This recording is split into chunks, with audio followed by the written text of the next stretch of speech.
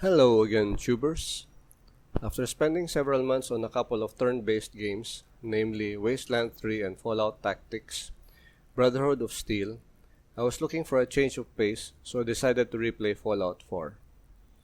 I'd played this game before and I had completed this game several times, including the DLCs. This game has been covered quite well in YouTube and in other places in the internet. To dig out undiscovered secrets of the game would be hard, and it would be redundant to feature stuff that has been covered better by the other gamers and other sources. We have what I call the stuntmen, gamers so good that they can handicap themselves with all sorts of weird situations and still complete the game. We also have the glitch goblins, who introduce all sorts of glitches for our entertainment.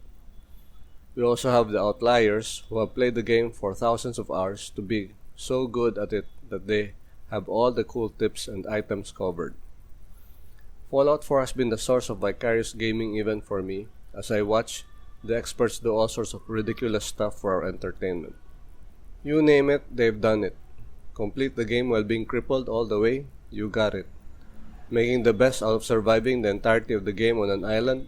Yes. In the glowing sea? Yes also.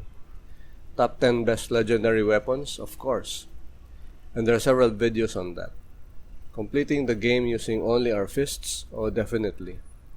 And most, if not all of these, are on survival mode. I don't intend to repeat their excellent videos here.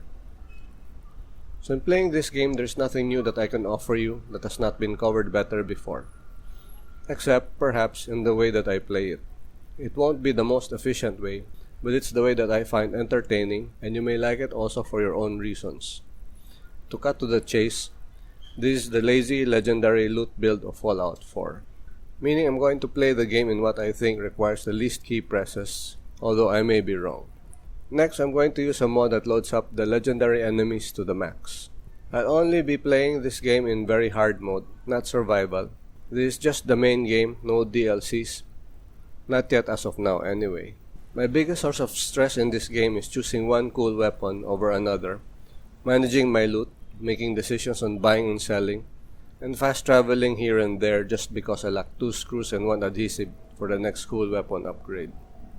For this build, I'm going to load a mod called Legendary Enemies Only, which presumably makes all the enemies legendary. Legendary enemies mutate when they are about to die and regain full health, so that's like killing 1.5 times more of the enemies when they're legendary. But with legendary enemies also come legendary loot, and for staying alive and killing these guys, I get to pick up nice loot, presumably. I'm playing on very hard mode, not on survival, because loot. In survival mode, the bullets have weight, and I have enough trouble managing loot with weightless ammo. Fighting legendaries on survival mode is kind of a catch-22. I need ammo to kill legendaries, and I can't kill them if the game severely limits my ammo. I have an old computer and a jittery mouse, and my gun sometimes shoots by itself, but that's part of the game. I've seen loot this much before, and I know that for about 20 or 30 legendary items, only 1 or 2 will be interesting to me. I started out as a female for the first time in Fallout 4 and named her Janice because I have a fairly distributed skill set simply because I couldn't decide which one was better. I just made sure I loaded up on strength to carry more loot and intelligence for level ups. But I was in no hurry to level up or do anything special. According to the description of the mod, the legendaries will begin to show up at level 8, so I got ready. Perhaps the most important thing I did in preparation was to get the legendary weapons that I could buy from the vendors. In a way, to use legendaries to get more legendaries. It wasn't a complete set, but at least I would get an edge up when the big boys showed up. And then I put a point or 2 in gun nut, armorer, rifleman, gunslinger, and commando to stay alive and kill the enemies. The other perks were basic wasteland stuff like Lone Wanderer, Locksmith, Scrounger, and so on. As for the storyline, what storyline?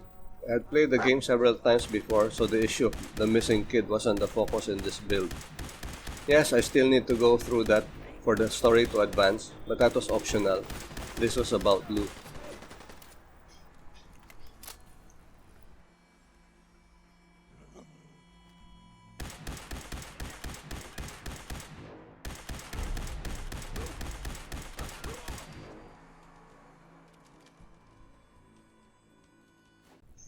Also, building stuff is at the minimum. I do this for my day job, so no, I'm not going to be doing walls and stairs and floors on my downtime.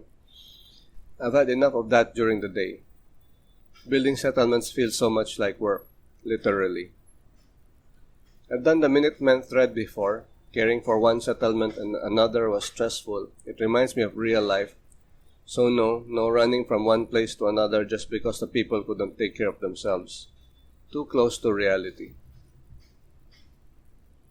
Also, to those who haven't watched my videos, I play the games the way I want to play it. In a word, I'm lazy.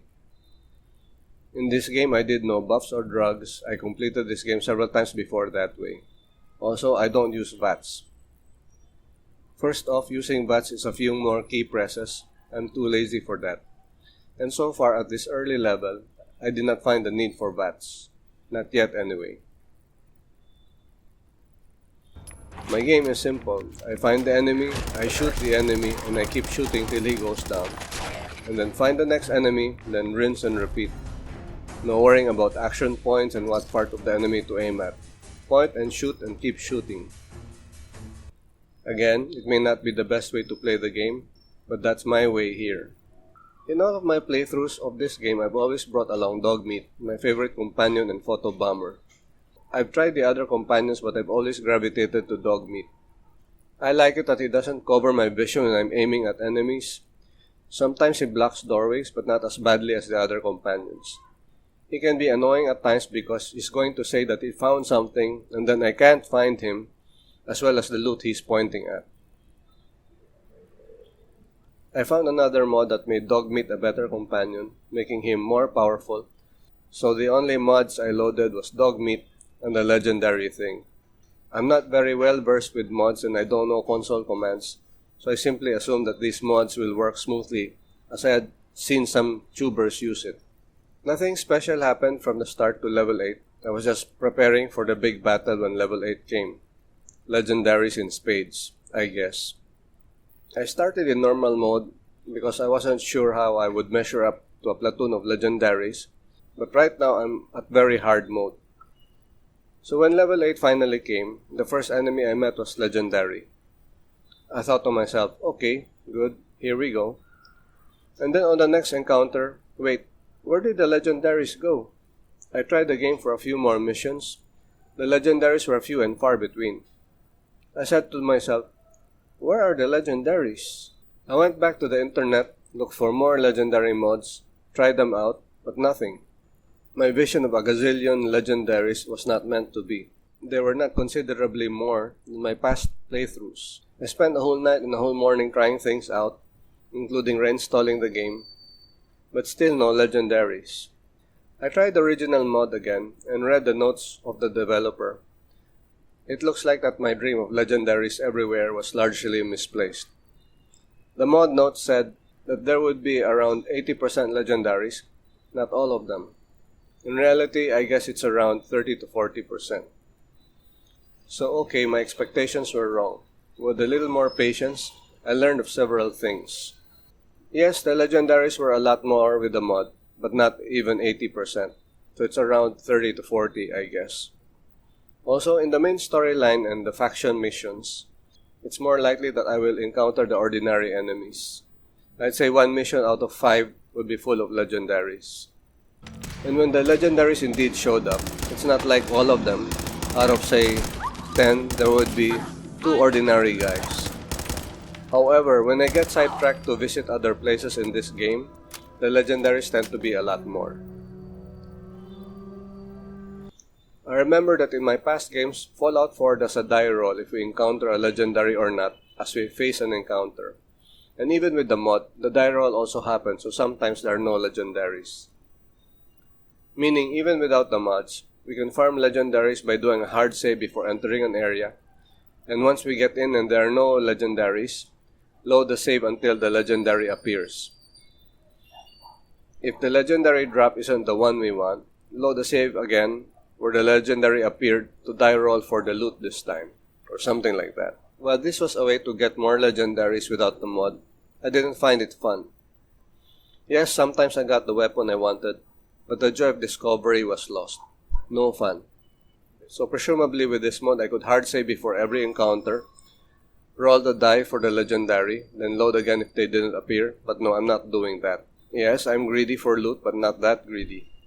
If the game doesn't give out legendaries, fine, there's always the next encounter. With the mod, the legendaries are a lot more than we encounter in the regular game at all difficulties. So I was happy that the mod worked, even if it wasn't the way I expected.